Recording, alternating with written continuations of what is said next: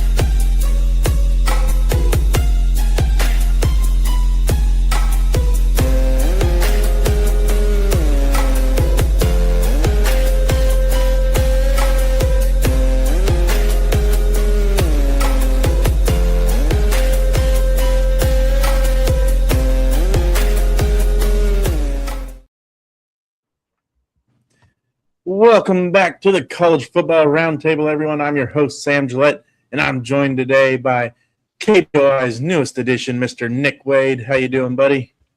I'm doing great. Hopefully tonight's show's a lot better than last night's. Hey, but we got through it, right? We did. We checked it out. And the River Shark himself, Mr. Casey Wick. You got your new socials ready to go yet? Oh, dude, no. This week. I'll tell you what, though, Sam. If you want to come over and babysit a 15-year-old husky and clean up after her, come on over. I'm good. Pass.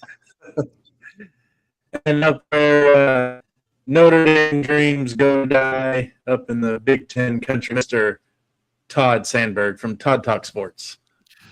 How you guys doing tonight? Good. We missed you Monday night, but we understand that things happen. Oh, yeah.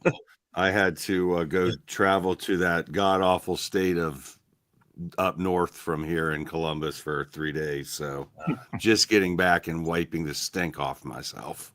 So, but I wasn't in Ann Arbor. I was in Lansing and Kalamazoo, so it wasn't as bad. Not as much maize and blue. Oh. All right. And then joining us again from Sunbelt Country, from the Sunbelt Syndicate, Mr. Dominic Corsetto. Yes, Temple Owl fan tonight, though. Woo-hoo, or whatever they say. I was about to say, if I'm not mistaken, Temple's not in the Sunbelt. Nope, not in the Sunbelt. Not even close. Up close All to right. Casey. We got 90 minutes. Yeah. We got 90 minutes today to spend on two Group of Six conferences that matter the most right now, the reborn Pac-12 and the American.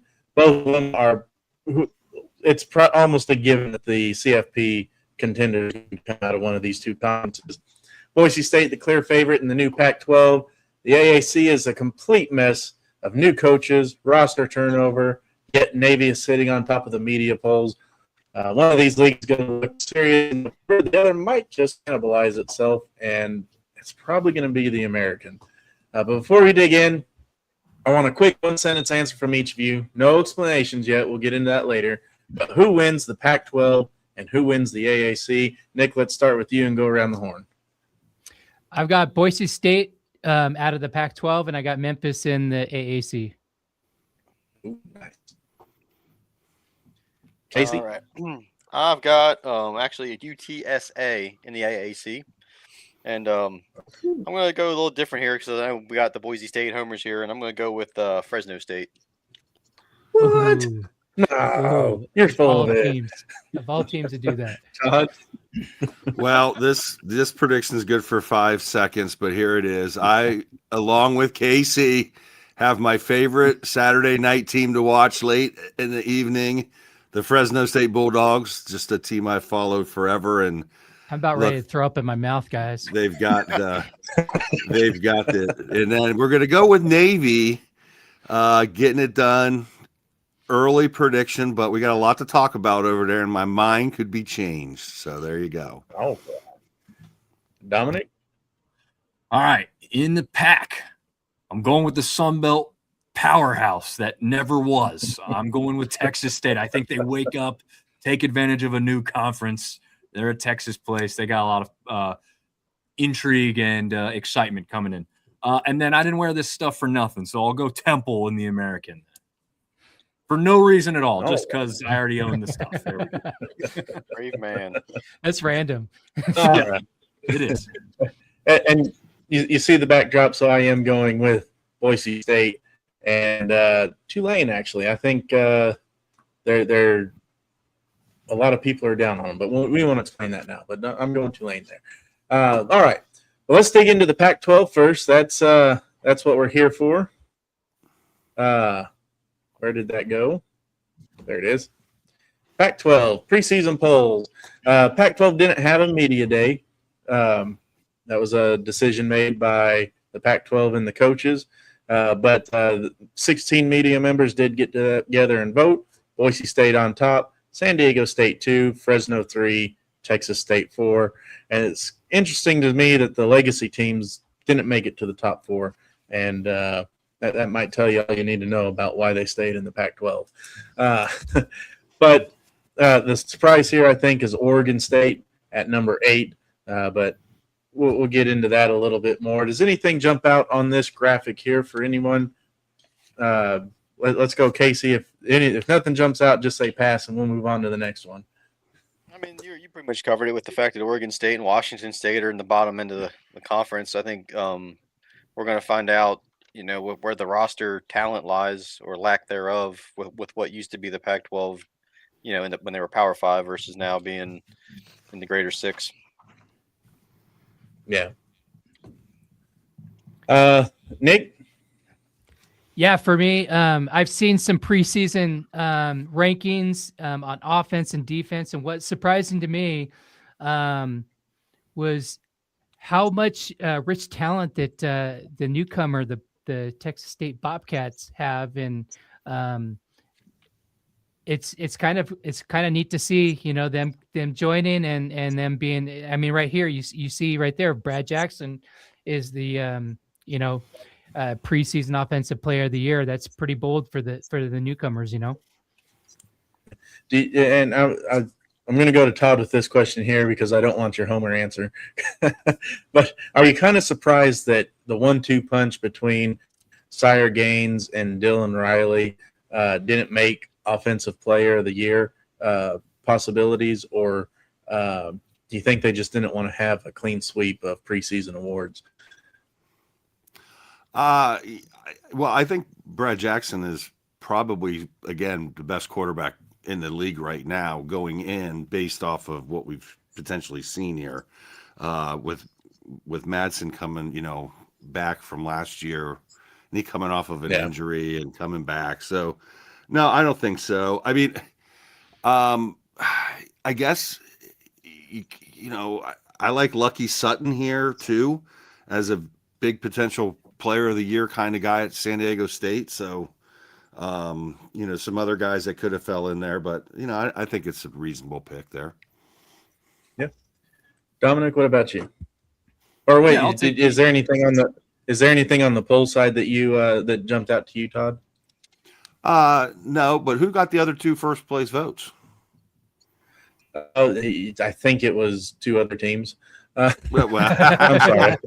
San Diego and Fresno. I see your bias is coming in here. We didn't even get to see the other 2 first place votes, man. No. I didn't. It wasn't until I loaded it in here that I realized that they weren't on there. I'm like, well, I hope no one points that out. And then lo and behold. All right, Dominic. What about you? Anything standing out? Yeah, the biggest thing that stands out is Washington State disrespect. Didn't have the greatest overall record, but there's a big note here that it needs to be mentioned. They lost to number 4 Ole Miss, number 18 Virginia, and CFP participant James Madison by a total of 9 points combined. So to have them 5th is shocking. Also got a new coach there.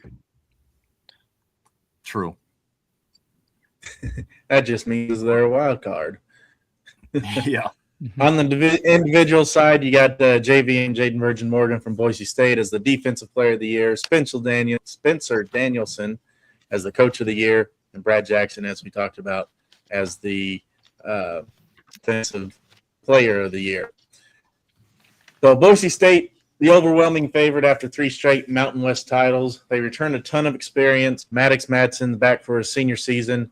When he's healthy, this offense can look like a CFP team. We saw that 2 years ago. Granted, he had Ashton Genty with him as well.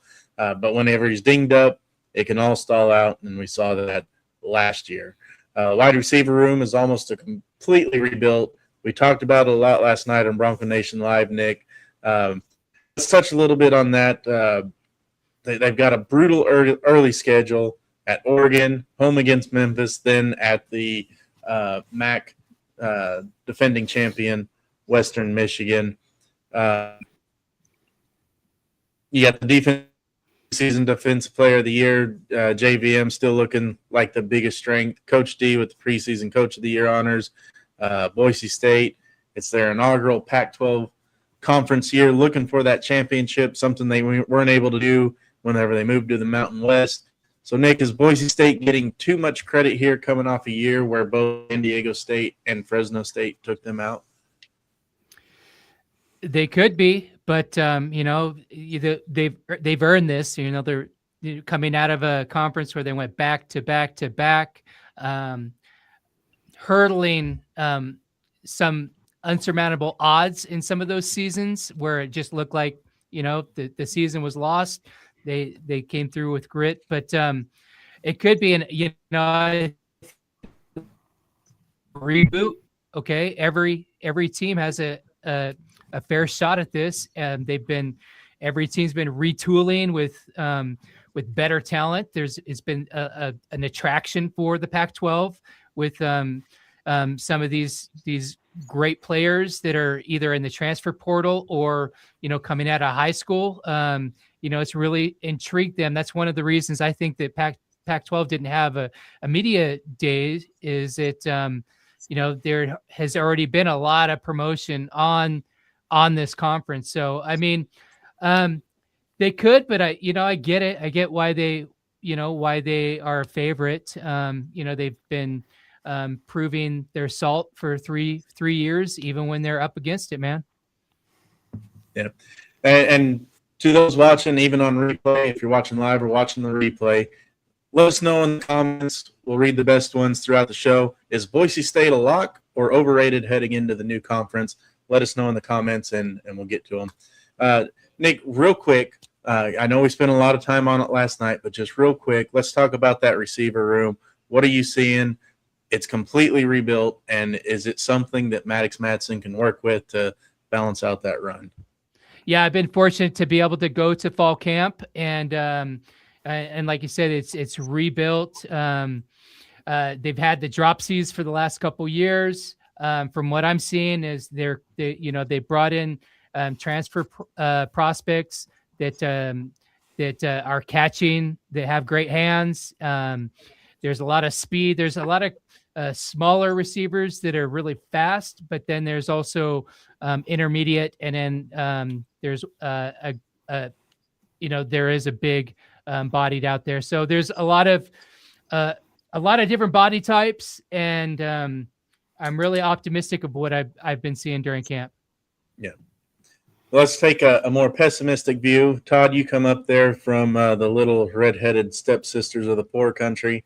Us Boise State fans know that quote all too well. What do you see of Boise State coming from someone on the outside looking in? Well, I think if you're, going to be honest with yourself, Boise State probably has the best 1-2 punch in the league at running back with, I think that's going to be their strong suit, right? I'm not 100% in love with Mattis Matson myself. I think he can make mistakes in some areas, and the question is going to be, can the receivers, like Nick said, can they really gel quickly, right, and give him targets? I don't think he's going to go out there with average receivers and set the world on fire. He needs somebody that's going to catch the ball for him, make some plays. They got that Williams kid coming in, 6'5", 190. So is he going to be able to jump up and get some things? So I think they're going to lean heavy on the run game, obviously, when you got two studs like that. So, I think that, is going to hold, they're going to want to get into, some games where they can, pound the ball and keep possessions, especially against Fresno State and San Diego State and some other teams where Oregon to start the season, right? They're not going to be able to give Oregon the ball over and over and over again. They're going to need some sustained drives and that. So I really like Boise State's running game, and then we'll see how the passing game progresses with that. So, so that's where I'm at with, but again, he's coming off the injury last year, and some of those plays he made last year probably were part of the injury, where he thought he had the strength to throw, and he just wasn't getting the ball in the spots where he should have. I think it was I'd have to go back and look at last year's game, but those two back-to-back, was it the Fresno and San Diego State or something like that, where he just had, I think he was injured in those games, but tried to play, but then didn't play. He was injured in the Fresno game and didn't play San Diego State. Okay, yeah. So anyways, I think this is going to be a very fun conference this year in the top 4, maybe 5 teams. So obviously Boise State, I think San Diego State is a very talented team. Obviously, I think Fresno State is going to be extremely good again this year. And then, with Texas State coming in, like, can they, with this quarterback, their defense, Texas State's going to have to get in shootouts and win them, right? I don't think they're going to be able to stop anybody. So that's going to be interesting and fun. So I think this is going to be, I'm not really big on, the Pac-2 teams in here. With the other 4 teams personally, I don't think they're going to be able to compete with the teams that I just mentioned. So, and Todd, you're in agreement with about half of the Boise State Bronco fan base when it comes to Mad Dog. It's like you either like them or it's the pessimistic, basically. Yeah. But the nice thing is he has that 1-2 punch at running back that can just, if they can run the ball, that can put, he doesn't have to win the games on his arm, right? Which I think would be helpful for them. And they start out tough, man. I mean, this is a tough schedule to start out. If you look at it, at Oregon, then they got to play Memphis, which we'll get into that later. That Memphis could be scary or they could be terrible. Who knows exactly? And then they got a pesky South Dakota team that is, a pretty solid FCS team. Mm-hmm. And they're going to be coming off of 2, I think, pretty physical games with Oregon and Memphis. And then turning around and playing South Dakota, and then going on the road after those 3 and playing like we talked about a couple weeks ago, a MAC championship contender in Western Michigan. So, and then it gets, a tough game at Fresno State 2 weeks later. So this isn't a cakewalk for Boise State by any means. Yeah. It's arguably one of the best G6 schedules in the country. Hey, why do we talk about, let's discuss just for a second so I understand exactly how this is going to work. Let's talk about the flex game. This is unique, obviously, first year. What does that mean? When's the flex game scheduled? So it's the last game of the season. Right, but when do they actually say who's going to play who? When does that schedule come out? Give me a chance to look that up. Dominic, give your take on Boise State while I look that up. We'll come back to it. Yeah, my take on Boise State, I mean, coming in, having a lot of respect makes sense, right? We've known the culture, the pedigree of a school like Boise. We've seen what they've done against power opponents. We've seen what they've done with putting guys in the NFL, Ashton Genty being a Heisman guy. Like, it's understandable. But I side with Todd here and go, look at the schedule and tell me that this looks easy. It doesn't. So I understand the thought process when you don't look at the schedule and you say, coming in, we're going to favor Boise over a lot of these other teams. Makes sense. No problem there. But when you break down the schedule, that's when I start having some questions. And obviously a lot of that schedule is out of conference. So, right, like, doesn't matter if they really lose those games technically for the conference standings. Could they do well in the conference? Of course. But on the road at Fresno, on the road at Washington State, San Diego State's on there, Texas State, which could be, a big surprise and people think is a very talented team, at least offensively. I 100% agree with what Todd said. Texas State has always had a hard time stopping people on defense. So offense is great, but we're going to see what that defense does in this new conference. But yeah, I mean, I just have a question. There's just a lot of questions. We've talked about it. Literally, even the one I wasn't on, but all those shows we've talked about, how fun these are going to be to watch because we have no idea. This one may be the biggest question mark because this is an entirely new conference that's never been a group before ever. So I have the most intrigue going into the PAC than I have any other conference this year. Yeah, so the flex is going to be week 13, played November 28th. And they won't know who they're actually playing until up to 6 days before the game. So there is no date yet on who they're going to play, or when they're going to play. I mean, or where they're So yeah. you could and you think about it with 8 teams, right? You're going to have this flex. So are they going to go 1 versus 8, kind of in the standings, and 2v7, or are they going to say, hey, these top 4 teams? Is there a championship game in the PAC? Yeah, there is. And okay. I think what you're going to end up seeing is if somebody has a CFP shot and needs a better opponent to win that, to get to that shot, you may see them play in that flex spot, the better opponent. Or maybe if it's going to be the flex and then the championship game are end up the 2 same teams playing each other, they may put the next one into that flex spot. So 1 versus 3 instead of 1 versus 2. So it leaves it wide open to create the most intriguing matchups for the championship game and for the CFP. But here's the problem. And this is where the Pac-12, Pac-8, kind of funny. We can go back to the old 70s and be the Pac-8. Here's the problem is you got losses on all these perceived losses on all these schedules in their first games for some of these teams. And that would be Boise State going to Oregon. You got Fresno State starting out at USC. You've got I can look back here, but anyways, so you've already got this loss, right? Kind of built in. You're trying again. This conference is trying to get to a playoff spot, right? That was the goal of the conference, is to get a playoff spot. The problem is with these schedules is I don't know that anybody can get. I think some of these other conferences are going to get a team in because they're going to be like higher ranked, and the team that's going to come out of one of these teams can come out as the winner is 9-3. And I don't think that is going to get a playoff spot, even with the schedule, when you have a Nevada a UNLV going to be coming out of the Mountain West, which I wasn't on the show, but I'm predicting UNLV to basically go 11-1, right, before they go into the championship game.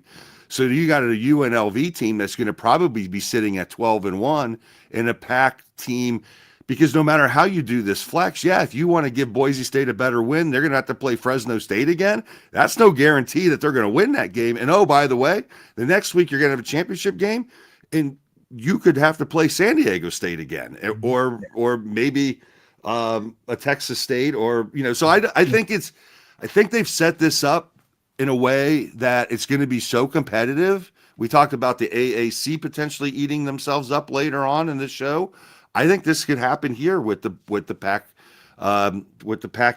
12, that no team comes out of here with less than 2, potentially 3 losses for sure. And depending on how, if Boise State goes out and loses 3 games and has a poor showing against Oregon, there's no way they're getting into playoff with a UNLV team, or maybe let's say a Navy team or something at 11-1 or something like that. So I think it's a tough.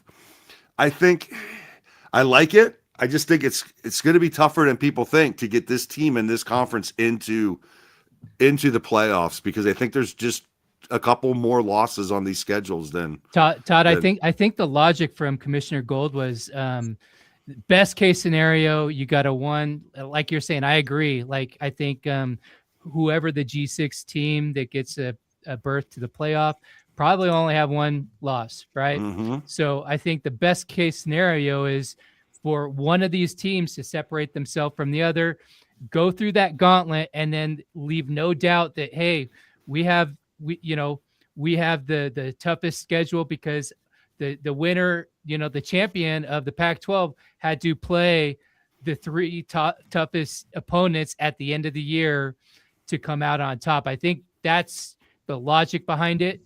But I could see what you're saying, like they could end up eating each other. So you guys are missing the entire argument stopper, and all it takes is one simple sentence. We're just doing what the SEC does. Our schedule is such a gauntlet in conference that it's better than the Mountain West and the SBC and the AAC. Oh, I don't know if I'd say it's better than the AAC top to bottom, but the AAC is the little SEC, so don't forget that. Wherever our SEC guy is, who only wants to show up when it's SEC time, that's how it goes in the SEC. But we call the Sun Belt the mini SEC. All right. All right.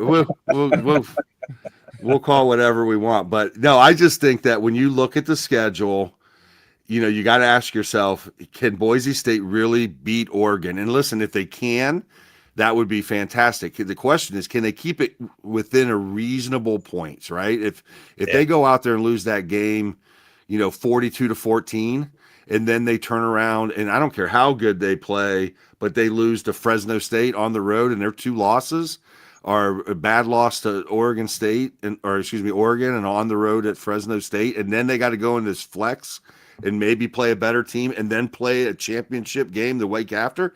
I mean, there's a very good chance this could be a 3-loss team. And I've got them on the over at 7.5. It's the best bet out there, in my opinion. They're going to be over 7.5 on this point spread, win losses on the betting apps. But yeah. I think this is going to be tough for this conference to get a playoff spot. Honestly, I think it's going to be too tough at the top to get through it unscathed. And with the extra game against a Power 4 team that they're probably going to lose, I think it's just going to be too tough. I just don't think this is going to be the conference that produces the group of 5 team, my personal opinion. This whole conference, right from the get-go, are all taking on a lot of Power 4 teams. If it's not in the first game, it's the second game. So they absolutely need to cover the spread, do their best to do it, regardless of what team it is. If they want to put the Pac-12 on the map, they've got to cover the spread at least. Well, yeah, let's look at San Diego State, right? They got to go on the road at UCLA, who we'll get into that in a few weeks. I think they're going to be a much improved team. Then they got James Madison coming in. Now, James Madison, is a name that's, that could beat you. And then they go at Toledo. And we talked about a couple of weeks ago, some of us think Toledo could be a good football team this year. We'll see where they come out at. So none of this is easy. Look at Texas State. They're starting off at Texas, and then they got UTSA. UTSA, we're going to talk about later, should be a really exciting team. So this is going to be a tough go for them. I just don't see the Pac-12 producing the playoff team right now as it stands. We'll see as the season goes, but going into the season, I think there's UNLV by far has probably the easiest road to get there, because I don't believe they're going to have, more than one loss based on what I'm seeing. Now we'll see how it all works out. We know UNLV and could surely screw that up, but I just think it's going to be tough. So what do you think, Casey? You've been quiet. That's unusual for me, but now, I mean, to get to your point on that, like you nailed it with the schedules. Like the top 3 teams in the Pac-12 all start in the first or second week of their schedules with very tough games. And if all 3 of them somehow do not show up for any of those games, Pac-12, everyone's going to step back and say, okay, you got, maybe year 2, 3 is when you guys start to talk about, getting into the playoff. But on the point of UNLV, I agree with you. I think, but looking at their roster quarterback, they are one injury away from having to retool their entire offense. Who's that? UNLV? Yeah, I just don't think Jackson Arnold and Alex Orji are 2 similar quarterbacks. So you're talking if you're one injury away from having to retool and change your offense. But going back to the Pac-12, I think it's just I agree with you on Madsen. Like when he has a clean pocket to throw from and his receivers get separation, he's a really good quarterback. When he gets pressure on him and he starts to move around a little bit, he does have a tendency to try to force things. Which is why I went with Fresno State as my pick, only for the simple fact that Matt Entz, coming from North Dakota State, he knows what a winning culture looks like, and he kind of proved it there in his first year. But yeah, like the top 3 teams are going to be fun to watch. I think Texas State, I like G.J. Kinney as a coach, but you can tell he played in a spread offense because the team throws the ball all over the field but can't play a lick of defense. Gilmer Buckeye, by the way. It's very similar when he was quarterback. I believe it was Tulsa, wasn't it? Yeah. Yeah. So Todd, I'm looking at the week 1, 2, and 3 schedules for Pac-12, and if there is a team that comes out with 1 loss or even undefeated in the first 3 weeks, they're probably going to be the front runner. You've got Fresno State, USC, Oregon State and Houston, Boise State and Oregon, Texas State and Texas. Then you've got Washington State and Washington all in week 1. Week 2, you got Washington State, Kansas State, Utah State, Washington, UTSA, Texas State, Memphis at Boise, San Diego State at UCLA, Texas Tech at Oregon State in week 2, and then week 3, North Texas and Texas State, Utah State and Utah, BYU and Colorado State, James Madison, San Diego State. I mean, the Pac-12 has a very difficult non-con for their top teams anyway. So yeah, I can see your argument there. I could see the argument being simple too. This is the new conference. Nobody in the media, nobody voting is going to give you the benefit of the doubt in your first year. If you're close on that, like, who's better in this one? They're gonna lean to the American. Hell, they may even lean to the Sun Belt just because they had one last year. But I just don't think I think that's where you get where Casey talks about, like, maybe year 2, year 3, we're going to make you work for it, even if they are kind of deserving. But if it's a question, I just don't know if they give a brand new conference. I know historically the names coming back around, but this new group of teams, I just don't think they're going to give you the extra. Now, if somebody's undefeated, there's no question, right? You just went through the gauntlet that they're facing. And if if one team stands out, then there's not going to be a question. Yeah. Oh, yeah. If the team comes out of this conference with 1 loss, and that loss being to the Power 4 start-off team, that means they've went 10-0 or 11-0 since that game. And I think that'll be enough, right? Yeah. The question is, it's just too deep to say for sure that you're going to get out of here with less than 2 losses to the Power 4 team and at least 1 more. And then we don't even know what's going to happen with the flex and, so how do they put that together? Like, you could have, what if it's between, Utah State, Fresno State, San Diego State, and Boise, and it's like all packed up. Do they play those two to try to figure out which two are the best? Those 4 games or those 4 teams to try to get to the next week, which would be to try to build it up. So we're seeing that just gives you more chances to lose. So I think it's just going to be a tough, brutal conference for for the first year, and we'll see how it plays out. I think it'll be fun to watch. I mean, we have some really fun, opportunities to watch these teams play. Pretty good competition, not only between themselves but outside of the conference. So They just need to bring on Memphis, Tulane, UNLV, and North Texas, and we'll have 12. well, I think what you want to do is, if it's me personally, I think you want to figure out how to make the conference look like, hey, this is a very good conference. And you want to try to figure out how to get Stanford and Cal back to the West Coast and get them in the conference to give you some. I mean, look, the reason you want Stanford is not necessarily because of football, but you want them because everything else Stanford brings in athletics, which is pure, top of the line, national championship, President Cup winner every other year. So that would be my main goal. First would try to bring back the Cal. And then the question is, if we see the ACC, that new thing's coming in here, this ACC could explode. Could you see teams like Arizona State want to get back to That'd be awesome. The West Coast? And, so I think there's a lot to come. So I think what you want to do this year is you want to prove, like, the best thing, honestly, I think the best thing would be for all of these teams to kind of end up at 9-3, where you're like, hey man, look how good this. Yes, they didn't get in the playoffs, but man, the top 4 teams or the top 5 teams are all pretty good, and then that might say other teams like, hey, you know what? Maybe going back there would be. Look, a lot of these teams are losing their butt on this travel, man, and they can't. You can't travel your field hockey team from Oregon to Oregon. Ohio State can. But when you start getting down into some of these other programs, Arizona State, and having to travel to West Virginia for softball, it's expensive.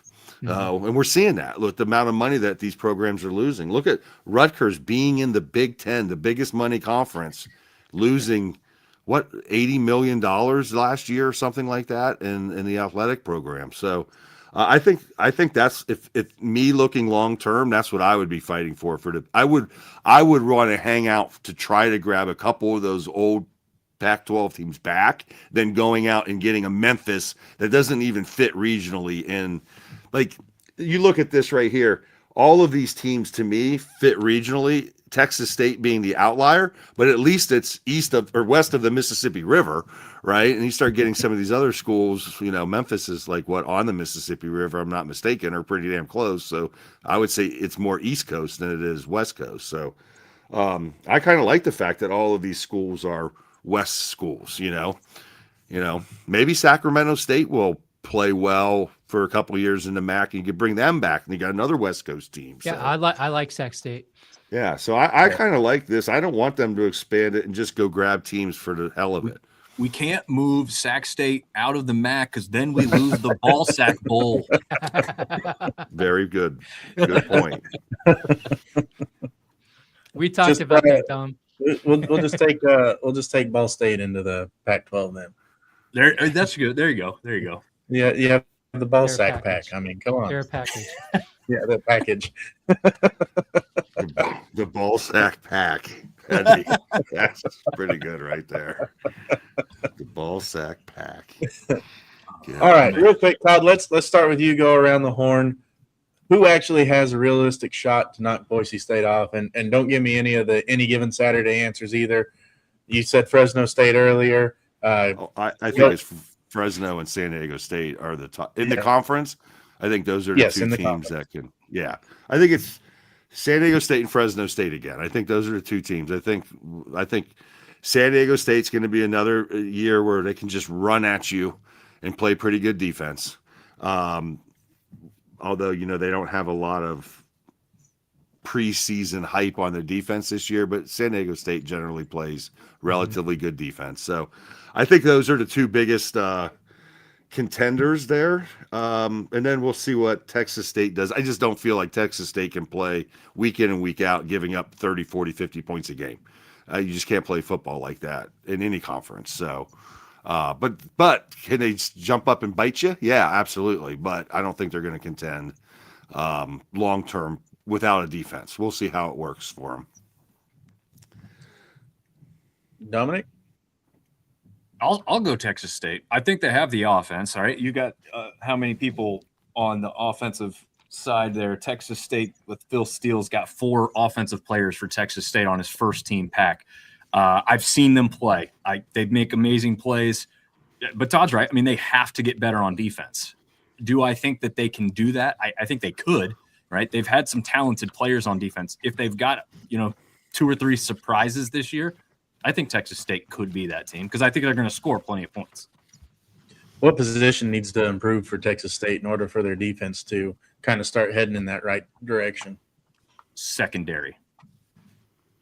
They've Boise got State some has guys that. on the line. They've got some linebackers that stick out, but their secondary leaves some desire. That's why they let the points go up. They're not terrible at stopping the run. It's the pass that gets them. Casey, what do you think? I mean, I agree with Dom, except some is a favorable thing. They need to get light years better in the secondary. But no, it's definitely down to Fresno and San Diego State. I'm going Fresno just because I'm a big believer in the coach, and I think last year going 9-4 with Warner as the quarterback, I think they're only going to get better. And as much as I enjoy seeing Boise win for the sake of, talking to you guys, Fresno State for, I don't know, 15, 20 years has always been a thorn in everyone's side. Doesn't matter who's coaching, doesn't matter. They always hang around. And I think this is the year they finally actually make some noise nationally. And, like Todd said about San Diego State, they're just going to keep running it with Sutton and play solid defense. And Nick, do you want to try and say any other name than Boise State right now? No, but I think the top contenders for me are Washington State. You got Kirby Moore, head coach. That gives them that identity of the Moore name, and then San Diego State. They've got an awesome defense. So that's why I would put them up. And then Texas State is the newcomer nobody is ready for. They've attracted real talent, and nobody in the league has reps against them, especially in San Marcos if they're playing there. Yeah. So I want to talk real quick. I want to know why nobody is talking about Oregon State, not just here on the show, but the media. Everyone's down on them. They're 8th in the media poll, but they're quietly building something in Corvallis with some high-end talent and the coaching pedigree to make some noise in the conference. Texas transfer Malik Murphy can light up the scoreboard. If first-year head coach Jamarcus Shepard and offensive coordinator Mitch Dolan can maximize Murphy's traits, that's going to be the key factor there. Over on defense, you got Mike McIntyre, quite possibly the most physical D-line in the conference. So why is Oregon State getting overlooked on everybody's board? They will be, I believe, this is my whole heart belief, that they will be the reason the PAC does not make the CFP if the teams don't take notice. I think they're going to jump up and bite somebody late in the season and ruin the run. What do you guys think? Do you guys think Oregon's being overlooked, or is their 8th place finish justified? They won one FBS game last year, Sam. One. One. They've got a new coach. They've got a new quarterback. They've got pedigree on defense. It's a whole new team. No. So why should you respect it going in? I mean, they could be good, but why would anybody look at last year and then go, "Oh, they're going to be 5 spots better"? I'm not. I mean, with an unknown like that, they're right where they need to be. They were awful last year. You look at the possum laying in the middle of your living room, and you go to touch it, and he jumps up and gives you the fight of your life. Oh, I'm not saying they can't play a game, but I'll say it, Dom. Yeah, I'll say it. So okay, Malik Murphy. You're at Texas. Okay, you got Arch Manning, but you're with one of what people consider the QB gurus in Sark, right? You have a quarterback who went 26-12 with touchdown to interception ratio. 2-1 is not good. I don't Yeah, care but how athletic you are. you're not playing SEC teams right now. Did you see the SEC's bowl record last year? They weren't that Yeah. good. No, but they're Like half their defenses are in the NFL. Guys, the this ones is that real. don't. Well, go ahead. What's odd? No, go ahead, finish up. I mean, I the was fact gonna we're say, you're spending this much time on this is kind of I funny know. to me, but I'm going to give you why we should stop. You ready? Yep, go for it. Jamarcus Shepard is his first year coaching coach. ever, Yep. right? He's got Houston on the road and Texas Tech in his first 2 games. He may not have a healthy team coming out of that, and then he has to play Montana. a Montana team who is quite frankly pissed off from last year when Montana State won the national championship. So let me tell you, they're going to be really upset about that, and they're going to take it out. They could go to UTEP 0-3, and that is a real likely possibility. Malik Murphy, I mean, this kid played for him last year. He threw 9 touchdowns, 8 interceptions. He's a 57% completion rate. He only rushed for 104 total yards last year. He has very little talent. Yes, he went to Texas, he went to Duke, and guess what? He couldn't get it done. So he ends up at Oregon State. So I have zero doubt that Oregon State will finish 8th in this conference. And it will be a considerable drop off from 7 to 8 here for the Oregon State Beavers. And I like them because they're OSU, because I'm an OSU fan, but not this year. Guarantee you that. Yeah. I- Colorado State in 2 to 3 years, though. There'll be something. you heard it here first. Oregon State's going to finish more than 8th, and they're going to be the reason the Pac-12 doesn't make the CFP. Well, What yeah, are somebody you- loses to Probably them. They don't because deserve it's- to make it. Yeah, listen, it's probably because they're going to bring down the strength of schedule in the conference, not because they're going to actually beat somebody. I didn't say how. But let's skip over a little bit and go to Jim Mora. Look, I mean, we got a new Exactly. coach in the conference here at Colorado State, a program that has history here. Colorado State is not a this is a history, like Earl Bruce coached here in the 80s there when he got fired from Ohio State and did a pretty good job at Colorado State. They've had good success. This is a program that, quite frankly, this could be the surprise team, in my opinion, if Jim Mora can get those guys to gel in their first year. So I like them more than I like Oregon State for sure. And if you look at their, they got BYU and they got at UTSA, which is almost impossible to beat UTSA in the Alamo Dome. But I think they could come out going into Oregon State, winning that, and then they got that stretch at the end. I think this could be a 3-2 team going into that tough gauntlet after the bye week, and could they upset somebody? So I think Colorado State. I think Jim Mora is. What he did at Connecticut was he took a program that was decent back in the day, and then they were a doormat, and then he brought them back to where they are, and now he's out here. So I think this is a exciting possibility here in a program that has history in Colorado State. They're not a they got a lot of history out there. So I like Colorado State. What do you guys think? Nope, I agree with you, Todd. That was kind of my dark horse. I'm thinking like 2 to 3 years from now, once he has a chance to, build his program with the players he wants and get his system flowing. I think that's going to be a team you watch that the longer the season goes, they just get better and better.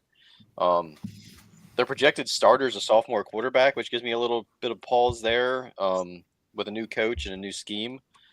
But I really do believe in what Jim Mora built at Connecticut. It transfers over, and I could actually see them finishing. I know that he's projected to finish 7th, but I could see them finishing more in the middle of the pack than like we already covered with. We already know who's going to be 8.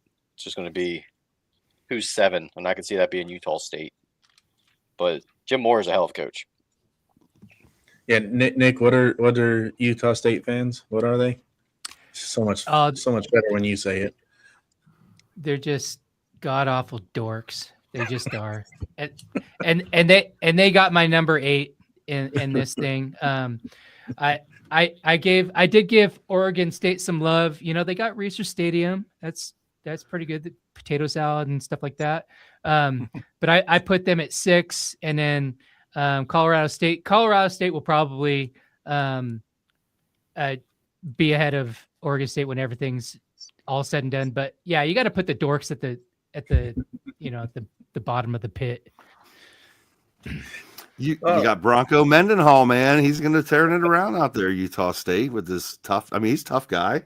They Tough got coach. they got a good basketball team, but they're all dorks. Yeah. Well, I can tell you this: of all the teams in the conference here, Utah State will be the one that makes me want to turn my TV on the least. So, I have history watching. Or I still can go back to one of the first Thursday night games when USC went on the road and played in that Fog Bowl there, and it's just a fun place to watch football on TV because you never know. The fog rolls in, the fog rolls out. It's going to be raining and pouring, and next half it could be 70 degrees and sunny. It's just the craziest weather out there. You never know what you're going to get in Corvallis. Yeah, I don't know about Utah State myself. I haven't paid much attention to them. I saw the second game at Washington, then at Utah, and I figured that by the 5th game they'll be done. They got at Boise State, so they'll be at the best 2 and 3 or 1 and 4 at that point. I was kind of ticked off that they got invited to the Pac-12. I was hoping that they'd just vanish from my site forever and stay in the Mountain West, but oh well. All right. Dominic? What was the question? I think we're dark horsing. If we're not, we're going to dark horse now. Who's your dark horse of this program? I think I lost the question too. I mean, it's probably not a massive dark horse, but I'll go Washington State. I mean, with the pedigree that they just came from last year, obviously they lost a little bit, but I think it's a team that, I think they were the ones that just got a whole brand new locker room redone. I mean, I think there's a big build of excitement with that program, feeling like we're going to be the big dogs in this one. Everyone thinks it's Boise, and it may be, but I think Washington State themselves thinks it's time to shine, right? So I'll go with them. And then, Todd, your dark horse is Colorado State, correct? Yeah, I mean, if we're saying a team that's not going to finish in last, yeah, Colorado State.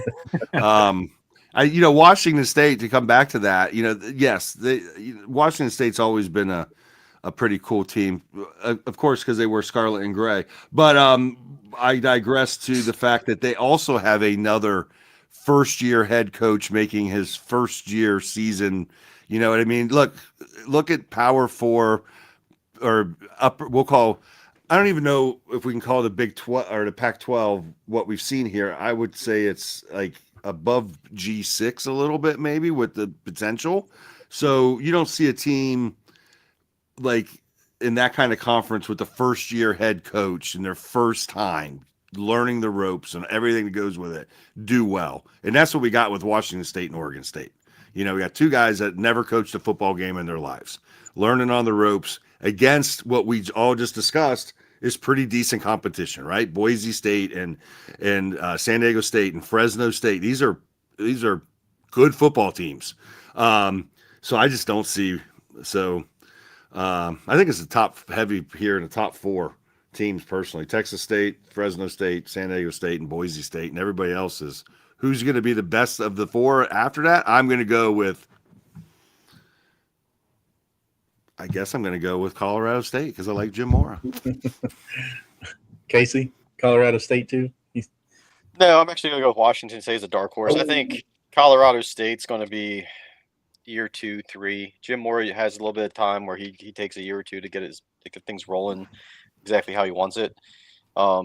Washington State, since Leach was there, they've been pretty spread heavy with the air raid style offense. I think Kirby Moore might have learned some things while his time there in Missouri about defense. So I'd like to say, they have a chance, but I think they're another year or 2 away. But they have some talent there to make things at least interesting. with Voorhees at running back and oh crap, how do you, is it Beatty on the defense tackle? I think it's Beatty. Beatty. I think so. Okay. He's he's definitely got some size there. But like, I mean, like if you look at their like roster, their nose tackle is 6'3", 330. Like they got some meat on the D line there. So that's gonna play a factor against the smaller schools. All right, Nick, who's your dark horse? Yeah, I already mentioned Texas State. So one of the reasons I came to that conclusion is with what I do with Boise State is I take a look at all the recruiting and I keep up with it, and I can see where, all right, we took like Washington State's recruit or something like this, but where I saw Texas State is they got some really good caliber talent come in as soon as they it was published that they were going to join the Pac-12. But also my other dark horse would be because I have Washington State, ranked second in that league. And number one, because Kirby Smart's got that IQ, just like his brother, Kellen. And then two, Kirby Moore does have some experience with Power 4 conferences. So I think that's going to equate well. Plus, he's a Washington native too. And so I think that he's going to be really in his element. And so that's why I think that the game against Washington State for Boise State is going to be a scary one for me. But my dark horses are Texas State and Washington State. All right. Real quick, short answer. Is the Pac-12 better or worse at the bottom than the old Mountain West was? Casey. I'd say better as of now. I'll be honest with you. Like the Mountain West, the bottom was so bad that like half the time you're like, okay, you got Boise State, UNLV, and who? Right. San Diego State just recently came on. Yeah. I think that right now it's probably better. Yeah, I mean, you got some teams at the bottom of the Mountain West that, we'll see how they end up doing. UTEP, and who they bring in from the MAC ball, Northern Illinois. We'll see how North Dakota State looks like. So it's hard to judge right now. So I'm going to say the Pac-12 at this moment. That could change after week 2. Dominic? Yeah, I think it's the PAC, but I don't think it's a massive jump. Not just yet. But it could be, but just not yet. Nick, I'm assuming you agree. Bottom teams for me are Colorado State and Utah State. Those were the last two that came in from the Mountain West. But they do have more upside than the old Mountain West bottom. And then Texas State raises the floor. I'd rather go to San Marcos than Laramie, Wyoming. Like, come on. Yeah. All right. And not this year, but next year I will be at that game. I was kind of sad to see that one a home game for Boise State this year.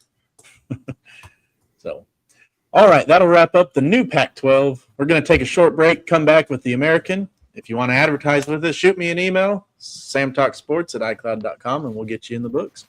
Don't go anywhere. We'll be back after a short break.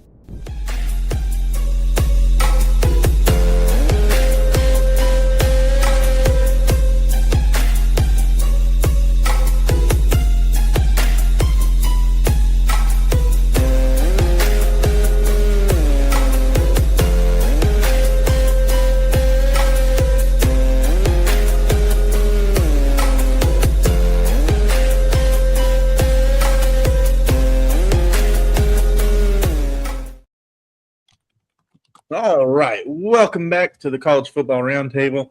That first segment went a little bit long, but we had some really good discussion and really good information there. If you missed it, watch it on replay and let us know what you think. Switching over to the American now, the 2026 media polls out. Navy number 1, Memphis 2, UTSA 3, USF 4, East Carolina, Army, and Tulane. And then there's a pretty steep drop-off with Tulane getting 167 points and FAU getting 121 points. So pretty much the bottom half. And I just realized I put the wrong logo for Tulsa. So I am sorry about that, Tulsa fans. It's an improvement. I got a little tempo. Don't worry about it. So this league feels completely different. 4 new head coaches: Charles Huff at Memphis, Neil Brown at North Texas, Brian Hartline at USF, and Will Hall at Tulane. Navy's the media favorite, largely because they have the least chaos. Braxton Woodson is the new starting quarterback. He's shown he can take over games with his legs, but they're replacing a lot of skill production, including Eli Heidenreich. Is that how you say it? I think. We'll see. Yeah. I like it. I was this close to doing that too. Anyway, in a league this unstable, the teams that stay the most consistent usually wins. That's the case for Navy on paper. Casey, can Navy actually win this league with the new quarterback and missing star skill guys, or is the media just defaulting to the most stable program right now? I think you got a combination of both. Navy and Army, well, actually all the service academies, with the option offense, it's a completely different style of game compared to the spread. And so you have to prepare for them differently. So, the week before, you have to switch everything up and basically turn your scout team into an option and force yourself to defend the offense. And seeing Woodson last year, when Horvath got hurt, like he's going to be dangerous if you get one missed tackle and he could be gone. So I think offensively they'll be just fine. And actually, I don't know if you guys saw, but Newberry's actually taking back over the defensive coordinator role this season. Nice. So I expect the defense to actually get better there too. And this conference is one that you look at it and it's flooded with offensive potential, but the defensive potential pretty much, like when you look at it, it pretty much falls to like Army, Navy, and Tulane as far as the better ranks. And Memphis has the potential, but I'm not entirely sure with how often he changes teams. They go from Marshall, Southern Miss, now Memphis. But yeah, I think Navy will actually be just fine. I think it's a combination, though. I mean, it's a safe pick. Yeah. Todd, you're another Navy guy. What do you think? Is it safe picking Navy for number 1, or are they an actual contender? Yeah, I mean, there's a lot going to go on in this conference. I think if you look at Navy right now, they have the best chance to potentially go 11-1 here. So they could win 11 games. They could lose to Notre Dame. When I look at the schedule, that is a real possibility. Like they could do that. Now, will they do that? It's another question. But I think if you look at most other teams in here, I don't know that I could say there's another team that I could right now say, hey, they got a real potential to go 11-1. Tulane. But the problem is, they got to go on the road at Duke. We'll see what Duke looks like the first week. They could very well upset that game. But then they got to go 2 weeks later to Kansas State. So they've got a little bit of a challenge. The thing that I think that best gives Navy the best chance here is the double bye week. I think this is overlooked by, we'll talk about in a couple weeks with USC because of the way they scheduled. Navy and Army, because the Army-Navy game is not till the 12th of December, these teams where everybody else in the country has one bye week, the Navy midshipmen and Army both have double bye weeks, and they come in September for Navy, and then in the middle of November for Navy. This is a big deal to get your guys rested and come back. While everybody else is playing week after week after week after week, you get a double bye week. So I think that could be helpful. And the championship game will be before the Army-Navy game. So they'll have already won the conference if they can before that game. The question is going to be, if Navy goes 10-1, wins the ACC championship game at 11-1, and gets into the playoffs, they still have to play Army the week before they got to play in the playoffs. So this could be an interesting year. We never thought we would see it. I thought last year was probably the last, that Navy had a chance to do it. They didn't do it. Horvath got hurt a little bit, and they had some, they didn't finish off. But I think this double bye week is a big advantage for Navy in this conference, because it is going to be physical. It's going to be rough and tumble. These are going to be good teams when you're playing. Now you get an extra week's rest while everybody else is playing. So I think that's something that no one's really looking at, or hasn't looked at in the way that these schedules are going to break down. So, but yeah, I think Navy has a good chance. This may be the year that puts in motion the Army-Navy game kicking off college football. So that they can't do that. They just cemented it for it never to leave the second week in December game. So it won't leave. It won't leave. But I missed that part. Yeah. I don't know. Trump signed some kind of executive order or some kind of something. So maybe it will change in a few years, but it won't change at any time like in the thing. So anyways, yeah, I think Navy's good, but there's a lot of good teams in this conference, I think. So yeah. Nick, your thoughts on Navy?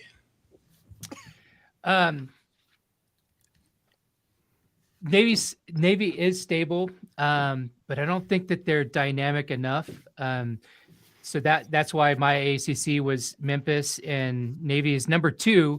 Woodson is good, but I think Memphis will have the best balance. The thing about Woodson is, and I know it's a different type of offense, right? But if you're going to go by that offense, I prefer K.L. Helms over it in Army. But I still think that Navy will probably finish number 2. But that's kind of where I see Navy at this point. Yeah. Not Casey, Dominic. Well, I think Army, Navy, and Air Force are going to be the most stable college football programs in the history for long term until they change stuff, right? Because nobody's transferring in or out, at least not at a high rate. I know it can technically happen. You're talking about maybe a handful of guys at most. We've got other schools out here changing 50, 60 plus guys. So I think if you have a good team, as Navy does, your consistency is going to be a little bit better and easier. They're regimented, they're mature. So I think Navy's got every opportunity and every chance, along with the reasons that Todd gave, for winning this conference. If they make the CFP, they'll get absolutely demolished. Okay. But because, like Nick said, they do not have the offense or the defense, quite frankly, to hang with, the top of the Big Ten and the SEC. But they could win a group of 6 conference like the American. Absolutely. All right, audience. You let us know in the comments whether you're watching this live or on the recording. Let us know, can Navy win the AAC with Braxton Woodson as the full-time starter? I will read it and pin the best comments on the replies. Now let's get into some chaos. Memphis, basically starting over under Huff. North Texas lost its entire coaching staff and most of last year's production. USF has Heartline bringing in a completely different offensive identity, and UTSA is sitting high in the poll, returning quarterback experience. So who is the most likely team to significantly overperform their media ranking, and which new coach has the best chance to make a real year 1 impact? Nick, let's go with you. Yeah, my pick was Tulane. I think they're way too low at number 7. Brian Hartline, the best first coach was Brian Hartline of USF. He is an elite recruiter and has a modern scheme. Yeah. Dom? You want the coach that's going to make the most noise in year one? Is that what the question was Yep. again? And who is going to significantly overperform their media ranking? Gotcha. I'll go with Charles Huff at Memphis. I mean, this is a guy who won a Sun Belt championship with Marshall, moved to the literal worst team in the conference the very next year. I mean, he went from Marshall to Southern Miss, which why? It had to be the money, because it wasn't because of the talent. But he took that team to – they were one of the best teams in the West, looking like a very possible West Division champion until the last week or two of the season. They end up going 7-5 overall. But I think Charles Huff just continues to reload no matter where he goes. So I think he could also get this Memphis team to perform a little bit better. Yeah. Casey, what you got? I mean, as far as team is going to overperform, I'm going to say, like, yeah, I agree with Nick on Tulane. And then, yeah, I mean, Huff is pretty much the first coach that comes to mind when you're talking about first-year coach that's going to overperform. He's just – everywhere he goes, he seems to improve. He just doesn't stay long enough to see what his coaching pedigree is. Yep. Yeah. Todd? I'm going to go out there because, listen, it's easy to pick Memphis and USF because they've been the best teams in the conference for a while, right? I mean, upper teams. I'm going to go with Neil Brown at North Texas, the Mean Green. He's got a lot of experience. He's an experienced head coach coming from West Virginia. Yeah, he didn't have the years at West Virginia that West Virginia wanted, but I think they went 12-2 last year. They've got Tavion Jackson coming in, transfer from Tennessee, who didn't really see the field there, but he could be. I think this could be a team that could overperform expectations early. Nobody has them better than what, 7th or 8th in the conference, maybe. What were they? I don't remember what they were on the graphic, but hell, Phil still has them at 11, and Lindy's has them at 7th in the conference, and they were 10th in the media poll. So I think North Texas, I think that could be a team. I'm not saying they're going to win the conference or anything. I just think that they have definitely a chance to overperform where they're starting out, just because they have, a coach. I mean, Hartline's great. Never coached down in his life as the head coach. Charles Huff, I still have questions on him when he came out of Marshall. So yeah, I think that I think they have a good chance there to not duplicate 12-2, but definitely could get back on the train and get North Texas going in the right direction here. So quick note. They're stealing all our guys from the Sun Belt. They got Neil Brown back, who was at Troy. They got Charles Huff, who was at 2 Sun Belt schools. And you got Will Hall, who failed miserably at Southern Miss, but he was there. Yeah. So there you go. So I mean, I just think that, plus, they're the Mean Green, man. You can't beat them. Join them. So, yeah. You guys pretty much hit the nail on the head with the coaches, but I like Tulane to outperform. They went from defending champion and preseason favorite last year all the way down to 7th in the media poll this year, but they always tend to field a decent team year in and year out. I don't think it's fair that the media I think they overreacted with the coaching hire, and that's why they're not higher. I think Tulane's going to make more noise, and you could see them as high as 3 or even 2 in the conference. Well, and the thing about Tulane is, if you look at their schedule, they got their road games at Army, which is Army's tough to play because of the offense, but it's not a tough place to play at West Point. I'm assuming that game's going to be at West Point. They're on the road at Charlotte, probably the worst team in the conference, right? I think we can all agree on that. Worst team in the country. Could be, yep. They're on the road at Rice, which is going to be a bottom, 11, 12 team in this conference. They do go on the road at USF at the end, but what's not on that schedule is no Navy, home with Memphis and UTSA, both at home. UTSA is great at home in their building, not as good on the road. So I think this is a schedule. If they can get a win at Duke or, a very close game at Kansas State, I think this team, I think they have a chance just because the schedule there, kind of gives them an advantage on the road games at Rice and at Charlotte. Those are not in at Army. To me, those are like you couldn't ask for a better schedule.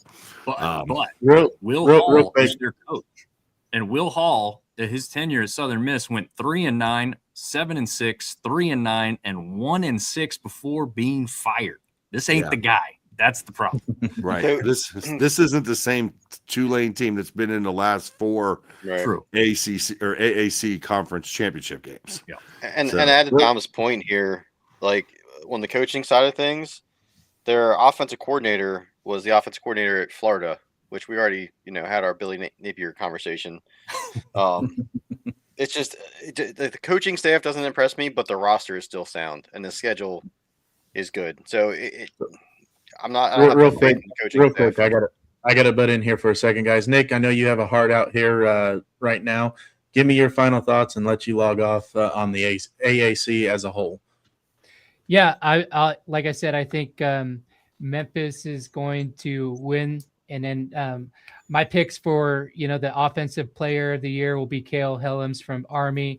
AAC defensive player of the year is Jack Chiencho from North Texas, and then my players from the Pac-12 are going to be Dylan Riley, Boise, OPOY, and the DPOY will be JVM Jaden Virgin Morgan from Boise State. But thanks for having me on the show, guys. I will see you guys next episode. See you, Nick. Go Broncos.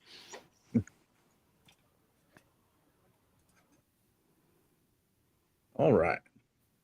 Thought he kicked the wrong person for a minute. I was like, wait, what happened? He shut the whole stream down again. You are the weakest link. Goodbye.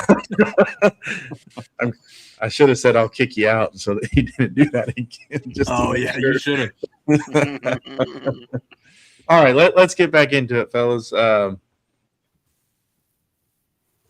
sorry, I don't remember where we were when I interrupted you, but if you do, pick up.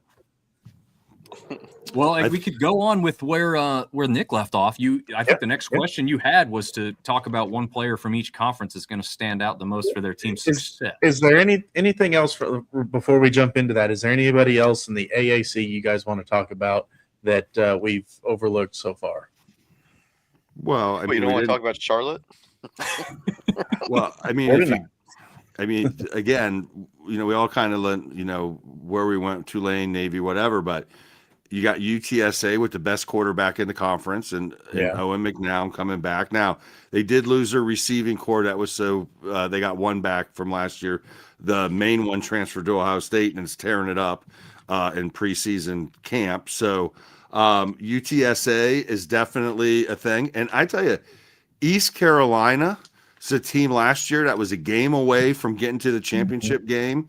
Emory Williams coming in from Miami at quarterback, 6'5", 225 pounds. This kid could be dynamic. We'll see how they do. East Carolina could be. They're on the road at Alabama to start, but then they got App State and Old Dominion after that, and NC North Carolina Central. So this schedule's kind of set up in a way, and they don't also have Navy on the schedule, but they are going to Memphis. We talk about Memphis with, what is Memphis going to look like? Who is going to win this quarterback battle, right? Is this going to be Marcus Stokes, or is it going to be Aaron Nolan, former Ohio State quarterback, transferred to, where did he transfer to? Georgia, I think maybe? Or no, he's going to go to Georgia. Then he went to Ohio State. Then he ended up at, last year was at South Carolina, backing up, what's his name? So that's going to be interesting. Who can win this position? And according to now, it's not settled. So we'll see that. Memphis has the best defense in the conference, no question about it, top to bottom. So this is going to be just a slugfest here, honestly, guys. And we haven't even talked about USF really. Yeah. Michael Van Buren, he had that big game a couple years ago for Mississippi State where they brought him back and beat was that Arizona State, I think, in that early season game. But they got CJ Hicks, a 6'3", 243 pound linebacker that couldn't get past Sonny Styles or Arvell Reese in the last couple of years, which we all see why. They were both top 10 picks. He transferred down there. He's a beast, man. He could really turn his defense around. So this is going to be a super fun league. I mean, much like it was last year. I think we can all agree it was a great league last year. It's going to be there again this year. So it kind I'm of excited to see it. It kind of brings to light that whole are they going to cannibalize themselves? I mean, you've got all that power up top, and you got some unknowns inside that power. So you don't know if you're going to have a team that has 1 loss coming out or a team that's 3 losses coming out. So it's going to be fun football. People say that the most interesting football is in the Power 4, but these lower conferences get some pretty interesting stuff in them. Yep. I'll shout out, since I got the stuff on, Casey Keeler at Temple. I mean, he's gone into a couple different programs and built them up. I mean, Coach Joe Flacco, that's, somebody he brought in as a recruit. I mean, Philadelphia area has got a lot of talent around it. If he's starting to bring some of those players in, and it's only his second year, but he could have Temple jump up quite a bit. I don't think they'll, kind of like Todd is saying with a couple of other schools, I don't know if Temple would win the conference, but I think they could jump up and finish higher than they are predicted. Oh, yeah, absolutely. Who do you guys think is going to have the biggest jump and the biggest fall based on the preseason media polls? I'll put it back up there. And keep in mind, I do have the wrong logo for Tulsa, so don't come at me. I'll start and say it's not a big jump because they're already sitting at 4, but I think South Florida has a great potential schedule to take advantage of and finish a lot higher than 4 there.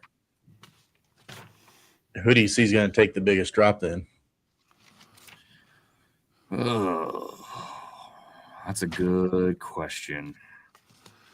Good question. I think it's between Tulane and Memphis.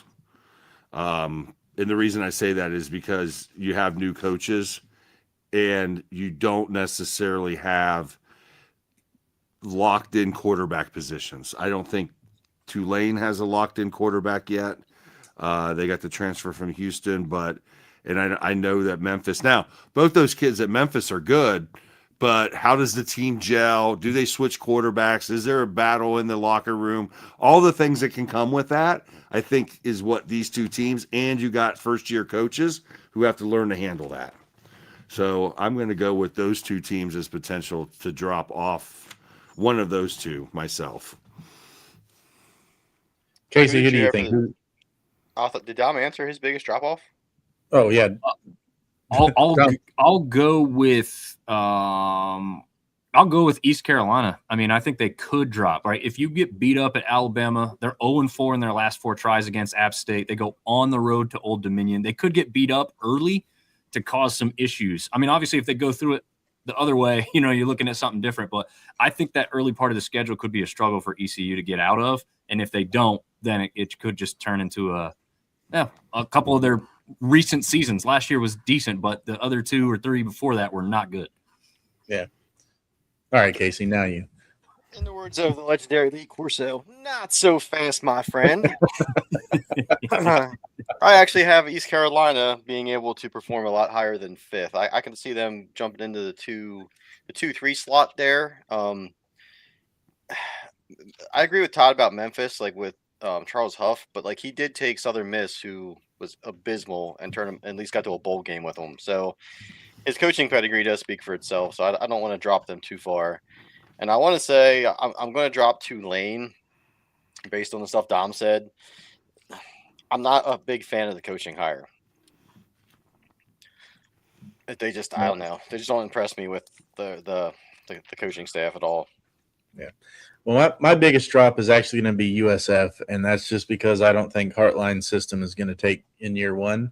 I think he's got to get more of his own people in before that actually happens. And my biggest jump is going to be North Texas. I think you're going to see them in the top 6 at least.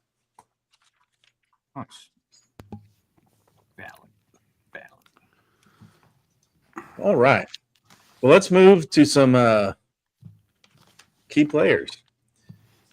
Why don't we go and have each of you name one player from each conference, both the Pac-12 earlier and the AAC now, that you think will be the most important to their team's success this year.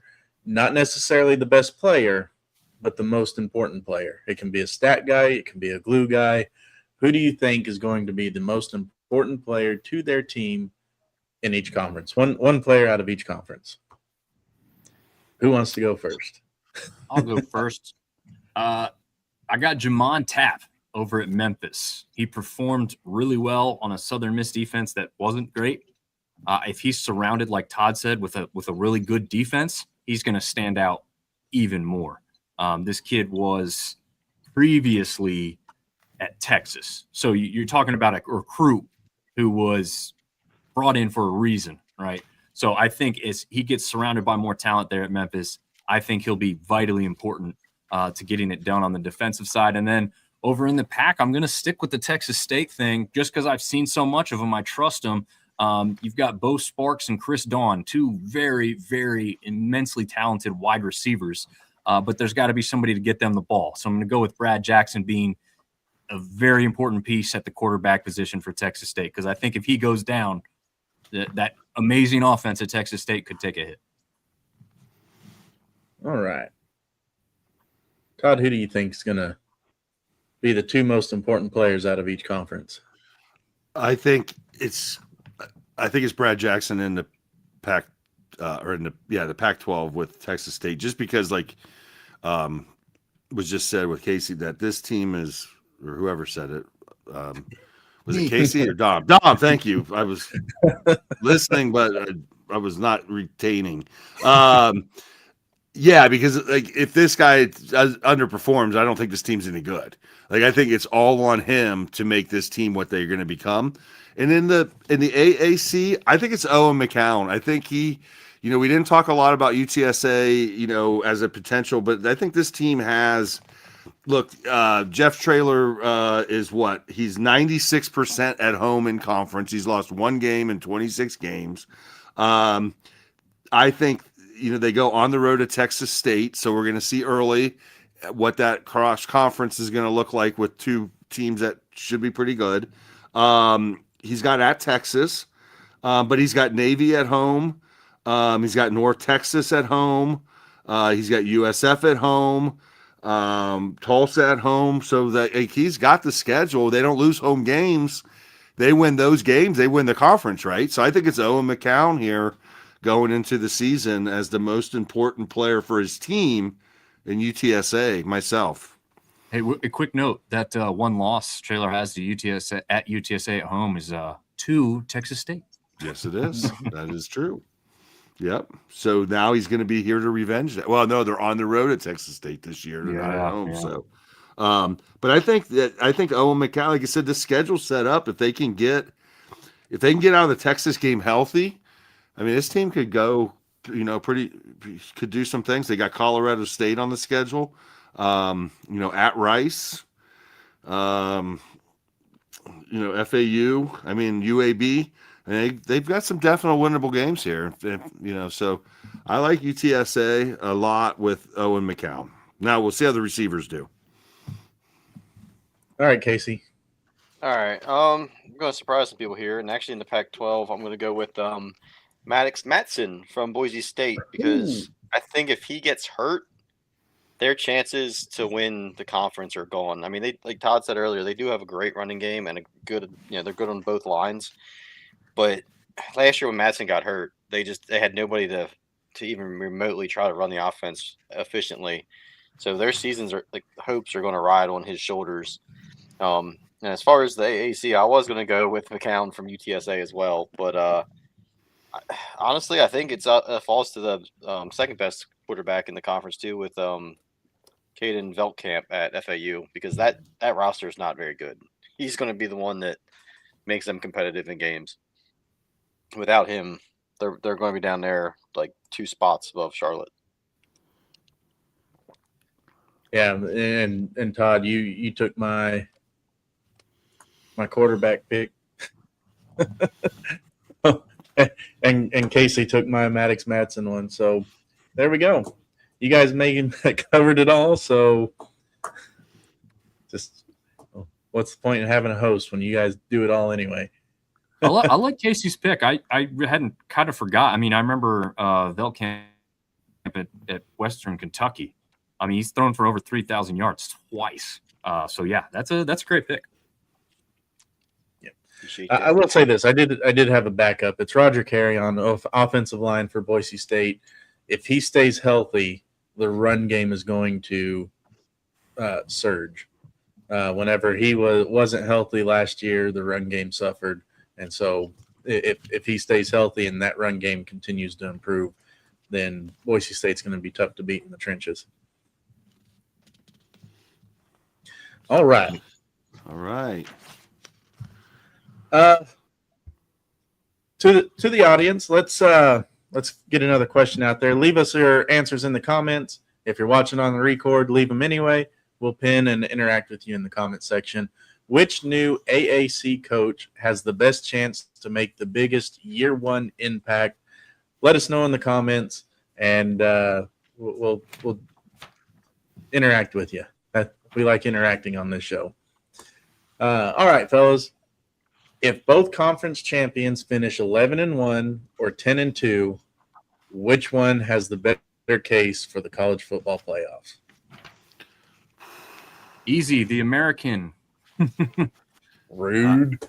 Well, I'm just saying. I'll go back to my argument. This conference has been there, done that year after year after year. They have a lot of respect. There's going to be people that feel like they've earned it, whether they have or not, just because of who's been there in the past. Like you guys said, we had three ranked American teams going into the last couple of weeks of the season. I mean, they had the opportunity to put two teams in the CFP if James Madison had faltered, because somebody else still would have gotten in over the ACC champ, because of what Duke was able to do to Virginia. So I think it's the American, and I think it's literally because of what people have seen from the past.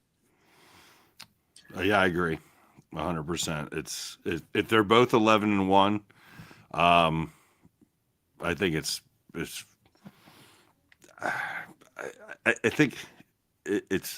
the problem's going to be if it's Boise State, because Boise State's going to have the name recognition above everybody. True. If it's San Diego State, Fresno State, Texas State, I think it's easily the AAC.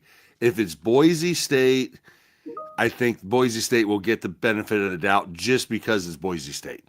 But I think if it's not Boise State, I don't think so. I think it'll be the AAC. It depends on which team it is too.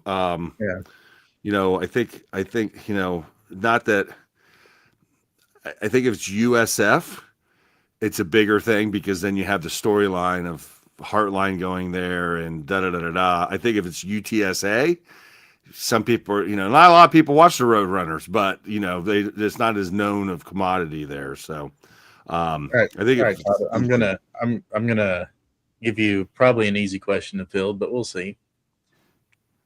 A 10-1 Boise State, whose only loss is to Oregon. A 10-1 or 11-1, excuse me, 11-1 Boise State, and an 11-1 Memphis, whose only loss is to Boise State. The Pac-12. I think it would be Boise State then with the head-to-head. Well, the Pac-12 isn't top heavy. Everyone sucks except for Boise State. No one else does anything to make any noise. But the AAC has several 9 and 10 win teams up at top. Do you still give the nod to Boise State? I think the Boise State will always get the advantage because of the name recognition. Is the most recognizable Power 6 or Group of 6 name, right? Boise State is that team. Makes sense. So I think it will be Boise State in that scenario. Honestly, you said like 11-1 or 10-2. I think at 10-2, neither. I still think UNLV coming out of the Mountain West would jump them. At 11-1, however, if Boise's only loss is to Oregon, it's going to be the Pac-12. Now, the other wild card that I have in here is also, San Diego State, like with their schedule. if they beat UCLA and James Madison and somehow falter, at Boise on the 21st, and that's their only loss, I could see them getting in over an AAC team because they have the conference schedules for the AAC against Power 4 teams isn't nearly as tough as the Pac-12's is. Well, right. part of the problem that comes in here too is who sees these teams, right? So the AAC is played a lot of times at normal times, right? The Right. Pac-12 will be played at outside of freaks like us. A lot of people aren't staying up to watch those games. You know what I mean? Like they're not staying up until 1:30 in the morning to watch Fresno State, finish up their game against San Jose State. Like, I All am. you need. Right. So I think that comes that East Coast bias a little bit, where Yeah. versus now Boise is a different story, like that, because I mean, look, Boise had that great play against Oklahoma, and it changed their program in a different way than any other team down in these lower conferences. I think outside teams like Utah and stuff who kept jumping up in conferences and eventually got into the Pac-12 and then to the Big 12. But no, I think Boise will get the benefit of the doubt if everything being equal as the schedule is 11-1. I think Boise will be in. I just don't know that they can get to 11-1. And once they get to 2 losses, I think teams like UNLV, New Mexico, the winner of the AAC, I think potentially a Sun Belt team, depending on how it breaks out, and if somebody can make a run and get 11-1. I think at that point it's a crapshoot. Once the Boise gets to 2 losses, it could be anybody else. Yeah. All right, real quick, each of you, one bold prediction, not no soft fluff stuff. Well, something that's gonna make you look dumb in 3 months. What's your bold prediction that you think could happen, but in 3 months we're gonna laugh at you for making that prediction? Dominic, we'll start with you. Nobody from either conference makes the CFP. Ooh, that could actually happen. Yeah, it's still a little bold, I feel like, because I think, like you guys just said, if you have top teams in these conferences, they're the likelihood, right? But I'm going to say that they all beat the hell out of each other. And they, like Todd said, talk about 2-3 lost teams at the top, a bunch of them, and nobody makes it from either one. All right. Todd, what's your bold prediction? Whew, I was going to say that too, but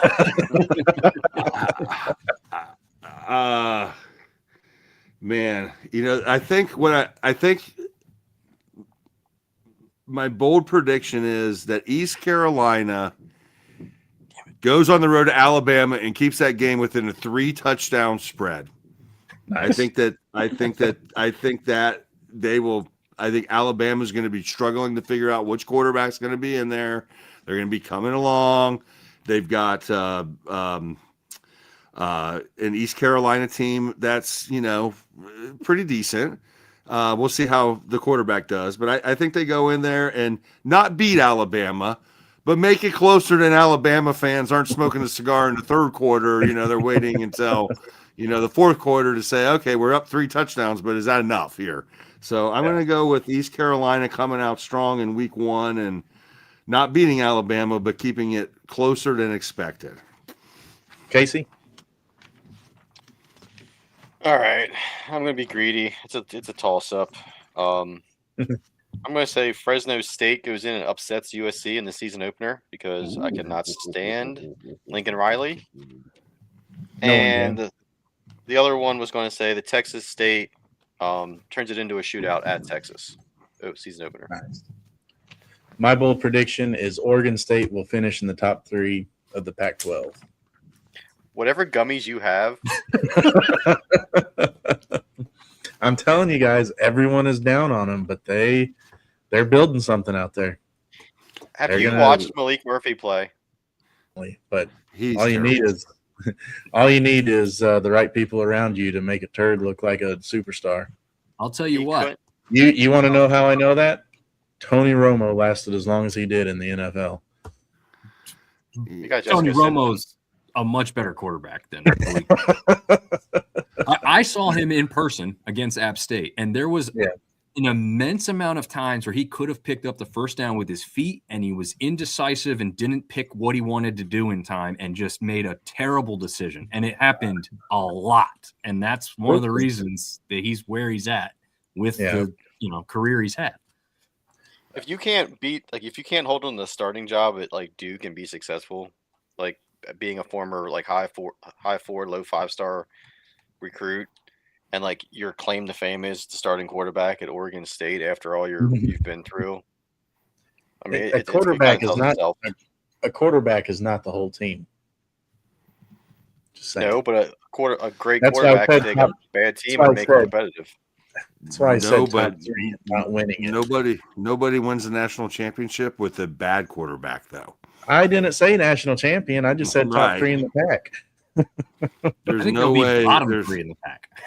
There's no way. Wait, didn't Mac Jones win a national championship? Well, what's the line here? Houston giving what to Oregon State in week 1, and we'll find out. I mean, look, Oregon State has 2 games to start the season that puts them right to sign what they're going to do at Houston, which is going to be a great team this year, should be, and Texas Tech. That would be, you're asking me today, that right there, Houston versus Texas Tech is my Big 12 championship game today. Not come the time the show starts that we do this, but I'm saying is that could be a Big 12 championship game. You got to play both those teams right off the bat. We're going to find out just how good Oregon State could potentially be based off those games. I will say one thing on Oregon State. Jamarcus Shepard's probably the 3rd best wide receiver coach in the country. How that translates to being a head coach, not really so much, but he does have talent as a coach. So maybe, he's a diamond in the rough. Well, it could help immensely with recruiting, right, Casey? I mean, that's a thing that you're selling guys on. Like, I know how to get you the ball, and we'll get a quarterback in here that can get it to you. Just not name Malik Murphy. Right. All right. Well, we need to start wrapping this up. So was anybody's mind changed throughout this show? Your predicted Pac-12 champion and your predicted AAC champion. Let us know who you picked and if your mind was changed through the show, because I don't remember who you guys picked at the start of the show. So, Dominic, let's start with you. Pac-12, AAC, and if your mind was changed on either one of them. I picked Texas State in the pack. I'm going to stick with them. The offense, I've seen enough from the offense to know that I have no problem trusting that. It is the defense, but I don't know if I was sold enough on anything else to change my mind. In the American, I went with Temple for the fun fact. I definitely, changed my mind on that, especially looking closer at South Florida's schedule. I think that could very well be the team over there in the American. All right, Todd. Yeah, I mean, I went with Fresno State in the Pac-12, and I'm going to stick with that. I think Fresno State has potential there. I went with Navy. Again, this conference is so tough. It's so deep. There's so many potential. I'm going to stick with Navy for now and say that, based off the schedule, I'm going to go with Navy currently. And Casey. I went with Fresno State and UTSA, and I'm going to stick with that. I think Boise State has a real chance, but Madsen's injury history kind of, is a little worrisome as far as the Pac-12 goes. And then the AAC, Dom has a good point about USF. I just don't think a first-time head coach with that many transfers, I don't think it gels fast enough in year 1 to get there. But so I'm going to stick with UTSA and Roadrunners. All right. And I'm going Boise State and Navy because I'm a simple man. Oregon State. At least that's what I like to – hey, you're going to see. We're going to come back in 3 months, and you're going to go, you know what? We'll never doubt you again until my next bold prediction. All right. Now, for everyone listening, live or recorded, we want your full predicted order of finish for both conferences in the comments. Best one gets a shout-out next week. We'll read some of the best comments also in the next episode. So if you're watching this on the record, interact with us. We love doing it. And the more you interact, the more this gets boosted and the more fun we get to have on the show. So don't just watch, interact. We love it. That's going to do it for this one.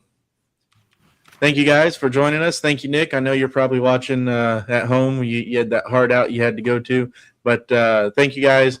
We'll be back next week. Same time, same place. We are going to get into some power football. We've got the ACC and the Big 12 next week. And then we got SEC and the Big 10 the week after. We have two really stubborn panelists. You got Todd in the Big 10 and Johnny Yates in the SEC. They're going to go at it, I'm sure. We're gonna see if we can't get the heads button and get some good content out of that one. Wasn't he an Arkansas fan? Yeah. Is that really even the SEC? I mean, honestly, It Shots just means more, fired. Todd. I'm thinking that I don't think that's really SEC material. No, I mean, I'm just guessing. So All right, Yates, if you're watching, you got your competition ready to go right there. All right, fellas, thank you. And again, we'll see you next week. Same time, same place. Y'all stay safe.